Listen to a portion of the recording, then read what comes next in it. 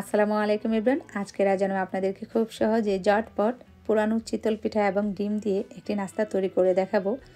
এটা হচ্ছে ডিম চিতল পিঠার ভাজি। তবে এই ডিম চিতল পিঠার ভাজিটা অসম্ভব মজার। যখনই আপনি তৈরি করবেন চুলা থেকে নামানোর সাথে সাথে আপনার নিমিষেই শেষ হয়ে যাবে। এই নাস্তাটি ঘরের ছোটো বড় সবাই কিন্তু এটা পছন্দ করে। তো বিশেষ করে আমার ঘরে কিন্তু খুব বেশি পছন্দ করে। আমি যখনই পিঠা তৈরি করি, পিঠা কিন্তু কয়েকটা বেশি হয়, তখন কিন্তু শক্ত হয়ে যায়। ওই পিঠাগুলো দিয়ে আপনারা এই নাস্তাটা তৈরি করতে পারেন।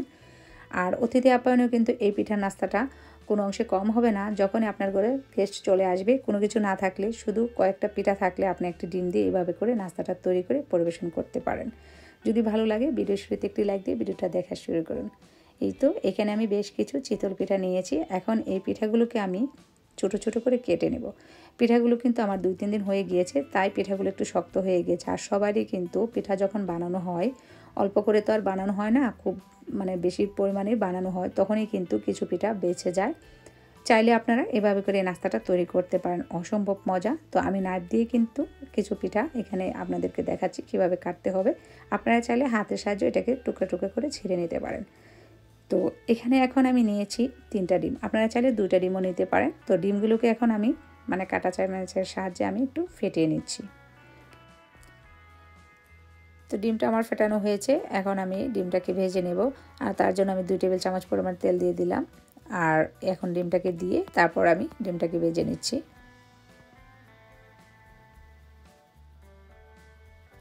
তো ডিমটাকে আমি এভাবে করে ভেজে নিচ্ছি, ডিমটাকে আমি ভেঙে ফেলবো, আস্ত ওঠাবো না, তো একদম গুঁড়া গুঁড়া করে ফেলবো। তো এখন আমি একটা বাটিতে উঠিয়ে নেব ডিমটাকে আমি পরে অ্যাড করব, তার জন্য আমি একটা বাটিতে উঠিয়ে নিচ্ছি। তারপর একই ফ্রাই প্যানে আমি আবারও কিছুটা তেল দিয়ে দিচ্ছি, আরও 2 থেকে 3 টেবিল চামচ পরিমাণে।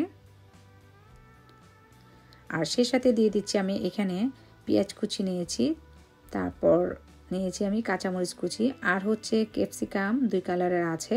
এটা অপশনাল, যদি আপনাদের কাছে ক্যাপসিকাম থাকে তাহলে আপনারা ইউজ করতে পারেন, দিতে পারেন, আর নয়তো বা স্কিপ করতে পারেন। এটা ক্যাপসিকাম ছাড়াও কিন্তু টেস্ট হয়, আর দিলেও খারাপ লাগে না, ভালোই লাগে। সেই সাথে দিয়ে দিচ্ছি আমি স্বাদ মতো লবণ, আর হচ্ছে দিয়ে দিচ্ছি আমি এখানে ব্ল্যাক পেপার। তো সামান্য ব্ল্যাক পেপার দিয়ে দিলাম, হাফ চা চামচ না, তার থেকে অনেক কম আছে। আর দিয়ে দিচ্ছি আমি চিলি ফ্লেক্স। এখন মিক্সড করে নিচ্ছি। তারপর দিয়ে দিচ্ছি আমি এই যে ক্যাপসিকামগুলো। তারপর আমি দিয়ে দিচ্ছি পিঠাগুলো দিয়ে আমি একটু নেড়েচেড়ে মিক্সড করে নেব। তারপর কিছুক্ষণের জন্য ঢাকনা দিয়ে ঢেকে দিতে হবে পিঠাগুলোকে।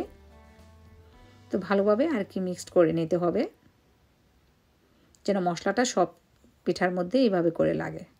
তো এখন আমি ঢাকনা দিয়ে ঢেকে আমি 2-3 মিনিট অপেক্ষা করব, চুলাটা একদম মিডিয়াম থেকে লো হিটে রেখে। তারপর 3 মিনিট পর ফিরে এসে আমি পিঠাগুলোকে আবার উল্টে পাল্টে দিচ্ছি।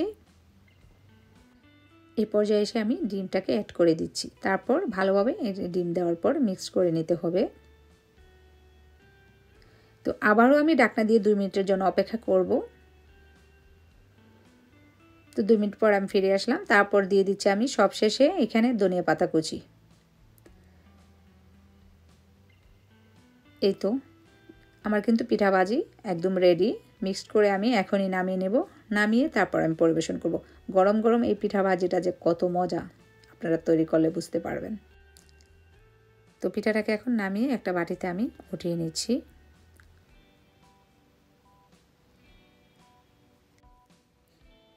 এই তো তৈরি হয়ে গেল আমার খুব সহজে ডিম দিয়ে বাসি চিতল পিঠার ভাজি। আর এই চিতল পিঠার ভাজিটা আপনাদের কাছে কেমন লেগেছে আমাকে অবশ্যই আপনারা কমেন্ট করে জানাবেন।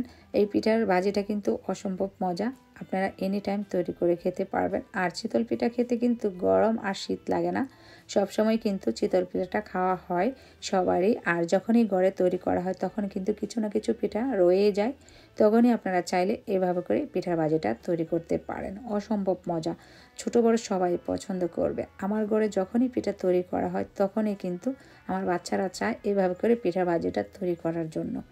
তো আপনারা অবশ্যই আমাকে কমেন্ট করে জানাবেন কেমন হয়েছে।